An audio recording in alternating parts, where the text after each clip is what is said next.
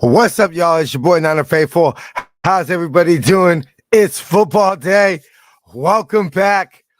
It's been a long week, but went ahead and got a battle wound at work. I mean, your boy's been going through it without Niner football, but we are back to talk about the thing we love to talk about most, and that is Niner football.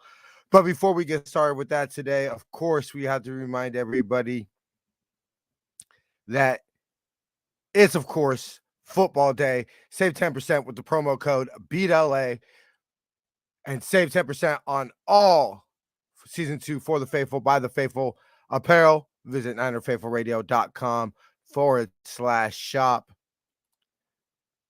Go ahead and save 10% by using our shop49ers.com affiliate link and help out Niner Faithful Radio. Link is in the description of this video or podcast.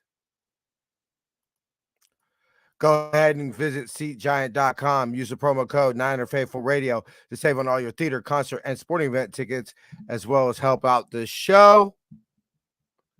And of course, follow us on social media on Facebook, Instagram, and Tumblr at Niner Faithful Radio, and on Twitter at Niner Faithful R. Jason does a bang up job handling our social media. And to see everywhere you can subscribe to this show, go ahead and visit ninerfaithfulradio.com/subscribe. And make sure that you tune in to all our game day shows. Jason will be bringing halftime, and then Jamie will be live 9 p.m. here on the West Coast. Ladies and gentlemen, faithful of all ages, let's get the show cracking.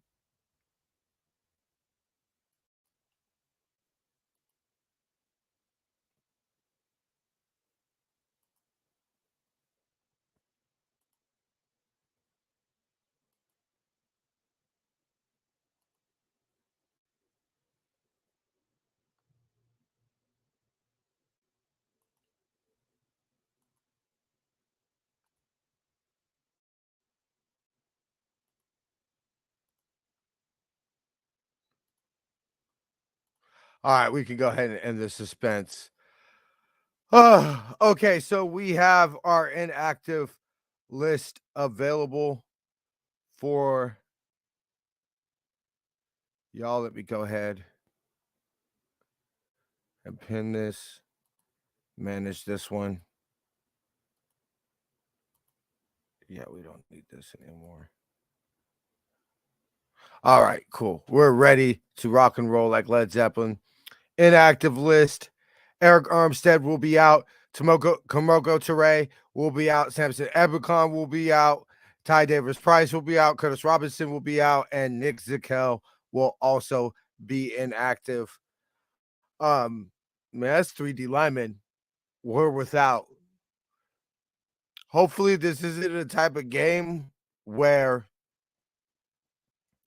they control the time of possession, because that could come back and bite us in the ass, missing 3D linemen. Luckily, they're literally the worst team in the league against the run. So we are a team that, if you listen to NFR this week, our Tuesday show, you'll know that we're a team that loves to run the football. They're the worst against the run. I mean, bada bing, bada boom. Let's get it. Matter of fact, let's go ahead and go into our offensive comparison. They are scoring 22 points. We're scoring 22 points a game. They're giving up 25.8. We have 237.1 passing yards per game. They're giving up 206.8. Rushing yards per game, we have 119.5. They're giving up 145.5. We have total yards per game, 367.6. They're giving up 369.9. First downs, we have 158. They're giving up 157. We have 56 by rush. They're giving up 49, which is not that much considering how bad against they are against the run. 88 by pass. They have given up 95. We've allowed 17 sacks. They have only 19. We have 12 turnovers. They have 11 takeaways. We have 44.33% on third down. They're giving up 30. 41.49% on third down. Before we get into that, also I want to say the Niners are all time versus the Chargers are 7-8, and there are 3-3 at home, but 0-1 at Levi's. Average margin of victory for the Niners this year is 18.5 points, second in the NFL. D House held just teams to just 49 plays in the red zone. That's also second in the NFL. We have 1,135 yak yards, which is 57.2% of our offense, which is the second most in the NFL. So we all know the magical formula with Shanahan, 30 runs. This is a game where I want us to run the ball 30 times. There's no reason for us not to run the ball for 30 times. You obviously heard that the names Elijah Mitchell, Azeez Al-Shaair, Jordan Willis, and I'm forgetting one, Dre Greenlaw, are not on the inactive list. So when you have Elijah Mitchell and CMC with the Jordan Mason up, I don't see why we wouldn't run the ball. Tyler Kroft is active. So you have extra tight ends to run extra tight end sets. I don't see why we're not running the football. We don't need to put the game into Jimmy's hands and allow him to cost us this game. Defensive comparisons. We are giving up only 18.4 points per game, which has gone up to where it was in the beginning of the season. They're averaging 23 points a game. We are giving up 199.3 net yards passing. They have 275.1. We're giving up 86.6 yards rushing. I only have 89.1% rushing, or 0.1 yards percent. And we're giving up 307.9 total net yards per game, and they have 370.9 first downs, 137 to 167. 38 by rush, we're giving up. They have 39 by rush, 85 by pass, 111. For them, we have 26 sacks. They've only given up 10 sacks, which is the least in the NFL. We have 9 takeaways. They have 9 turnovers. We are allowing 41.51% on third down. They have 41.8% on third down. This is actually a pretty nice matchup where run game, I don't feel threatened. The running back's going to hurt us in the pass game. I feel more than the running game. But this is a game. Well, Justin Herbert can shred us. It's possible. I'm not saying it's going to happen, but it is possible. And he could avoid the pass rush. So the way we win this ball game, in my opinion, is we just don't allow it to be in Justin Herbert's hands. We don't allow them enough opportunities to keep up. Bang, bang. I see you, Jason. Bang, bang, baby. Make sure to go ahead and check out Jason at halftime. So we just don't give Justin Herbert the opportunity. And we'll get into how we're going to do that later on in our 4 keys to victory. But we're going to go ahead and also now get into our matchup of the game. I mean, it's Trent Williams versus Mac. I mean, obviously, if the Chargers are smart, they're going to line him up against Mike McGlinchey all game. But they like to move him around. And so that to me, let's do this. I see you, Kim. Let's do this. Big shout out to the number 2, Kim, holding all the behind the scenes at Niner Faithful Radio. She does so much for us that nobody ever really sees. But we love you, Kim, and we appreciate you. So that's the only way that they win this game is if they could, Khalil Mack just dominates Mike McGlinchey. We can't get anything going on offense, and you just give Justin Herbert the football too many times. But I think that we're going to counter that by running the football. And so they're not going to really look. They say he's better against the run, but I run right at him over and over and over again and wear them out. They have a ton of injuries. So they don't exactly have the world's greatest depth. But this is definitely something that matchup I'm focusing on. My player to watch in this game is none older other than the best tight end in the NFL. That is one number 85, George Kittle, Corn Kittle. One game versus the Chargers in 2018, 6 catches, 125 yards, and 1 touchdown. I think George Kittle, you're going to see a lot of that play. His touchdown against the Yams 2 weeks ago. Perfect example of what I think you're going to see a lot of this game is the defense has to respect Christian McCaffrey. The defense has to respect Debo. You don't think you're going to see Debo and Christian McCaffrey in the backfield at the same time? You run them to the out. You want Kittle right down the middle. I mean, it's just, oh man, I'm starting to get goosebumps. Now, Matt Mayoko did say a great thing, and I want to repeat what he says, and I agree with him, is everybody's going to kind of been pouring on about how great this offense is going to be. They need to go out and prove it. And that starts tonight. I don't think they'll prove it in one game. And even if it doesn't look like poetry in motion this one game, that doesn't mean it eventually won't get like that. But they do need to go out and prove it. To me, Kyle has no excuses. This is the type of game where I want to see that offensive genius that we think that he can be.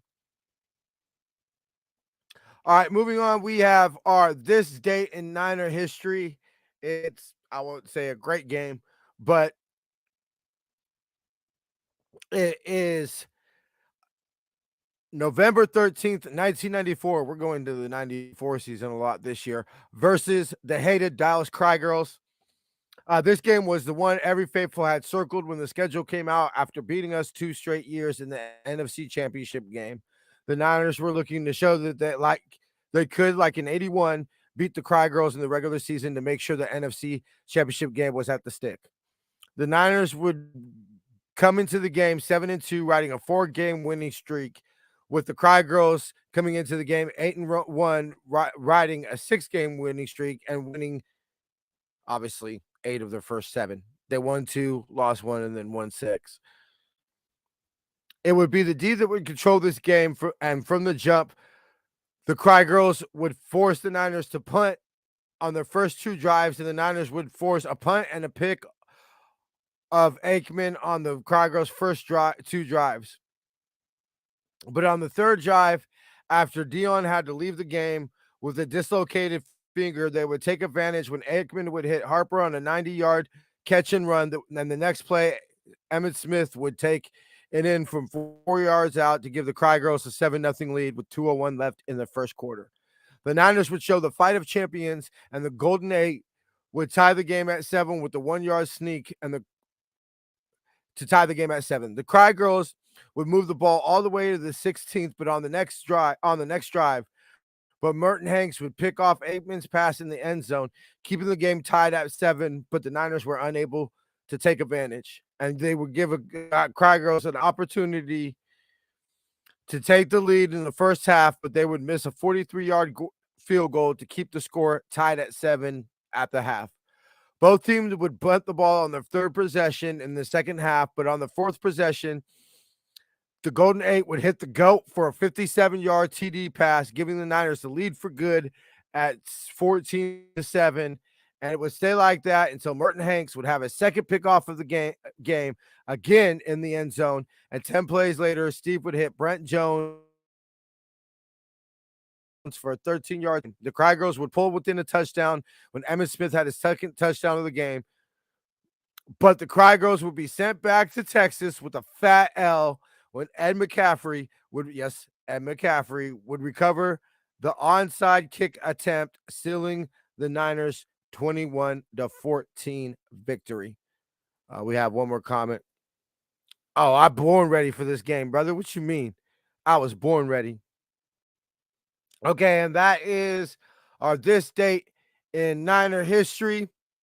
Now we are going to go ahead and go on to our 4 keys to victory. Key number 1, touchdowns, not field goals. The Niners have scored only 15 out of 26 possessions in the red zone and have ended in TDs. That's tied for 12th in the league. If the Niners want to win this game and many more this year, this stat needs to improve. Key number 2, keep it in third and manageable. The Niners are 22 out of 40 on 55% on 3rd and 4 or fewer. That number dips to 36.8 on 3rd and 5 plus. The easiest way to knock out key number 1 is to knock out this key. Key number 3, get them in 3rd and long. The D has issues on 3rd and shorts, giving up 71%, 37 out of 52 on 3rd and 6 or fewer. That number or longer. That number dips to 13%, 7 out of 54, and on 3rd and 7 plus. So that makes it clear 3rd and long, we're an elite D that goes a long way in making sure we get to 500. And the last key to victory, stop hurting ourselves. This is not only a key to victory, this is a key for the season. It has been an issue all year. The Niners hurt themselves. We've seen it on offense when it seems that we have a good drive going, and boom, here comes a flag. The drive either stalls or we have to settle for 3. And on D, when it seems like we have gotten the stop on 3rd down, but here comes a flag to continue to drive. We are tied for 21st in penalties per game with 6.4 and 14th in penalty per first downs per game with 1.8. I don't care how good we think we are or who's coming back. You can't win football games with stats like that. Even if we clean that up, I see nothing holding us back. And I truly, really believe that. I do believe this is where we're going to see the dominant football team we've expected to see all year. And that's why ultimately my final score prediction is going to be Niners 28, Chargers 20. Niners get the dub to go to 5-4 and move in within one win out of first place after the Seahawks lost to the Buccaneers in Germany this morning. Okay, we're going to go ahead and get up out of here. But before we do, we have to remind you again to use the promo code BEATLA to save 10% off of all season 2 for the faithful by the faithful apparel, exclusively available at ninerfaithful.com/shop. Go ahead and use our shop49ers.com affiliate link and help out Niner Faithful Radio and also save 10%. Link will be in the description of this video. Go to SeatGiant.com. Use the promo code Niner Faithful Radio to save on all your theater, concert, and sporting event tickets, as well as help out the show. Follow us on social media on Facebook, Instagram, and Tumblr at Niner Faithful Radio and Twitter at Niner Faithful R. To see everywhere you can subscribe to the show, go ahead and visit ninerfaithfulradio.com/subscribe. And make sure to catch Jamie or Jason at halftime. And make sure you catch Jamie at 9 p.m. here on the West Coast for our post-game show. I shall see y'all Tuesday for Niner Faithful Radio review. Till then, faith, love, and happiness. Go Niners!